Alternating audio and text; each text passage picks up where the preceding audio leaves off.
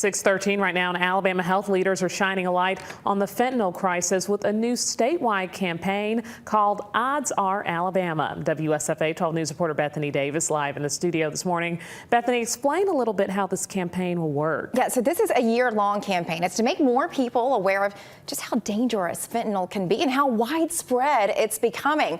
Dr. Julia Booth is the president of the Medical Association of Alabama. Let's talk about the need for a campaign like this, because we have heard that fentanyl can be very dangerous, if not deadly. Right. Our overdose numbers in Alabama continue to increase despite multiple things that we've done as far as education for those prescribers, education for general citizens, but we're continuing to have an increase in the number.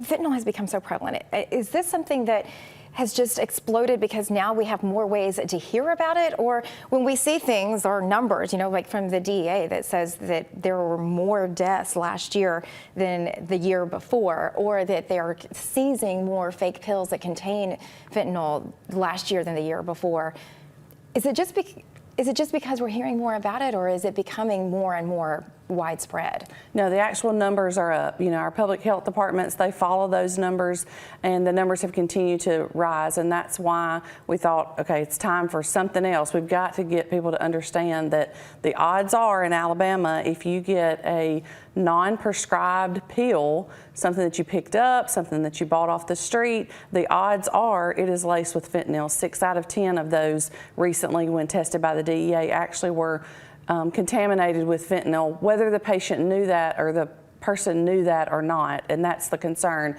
is that the odds are it's laced. Yeah, this is a campaign all about raising awareness about it. What is it that you're hoping people take away the most from this campaign?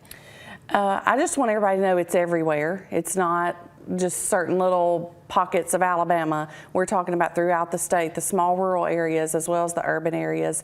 If you are not receiving the pill that you're putting in your mouth from a pharmacist or directly from a prescriber, then it is very dangerous. And so, you know, we've done campaigns trying to explain the importance of naloxone and having that available, and, you know, having a way to respond to overdoses. And we've seen some improvement with that, but it's not enough. You have to understand that the risks in Alabama are significant. Yeah, well, there is another component to this campaign, is to provide some really critical information, particularly to those who are dealing with substance abuse disorders. Those are actually the people who are most at risk to come in contact with fentanyl. So this morning, we're going to go over some of those things that this campaign hopes you'll learn, hopes you'll take away, some of those things that could, Jasmine, even save a life. All right, Bethany, thanks so much for joining us with all that information. And there is a website for this campaign, Odds Are Alabama. We'll get that link for you on our website, WSFA.com.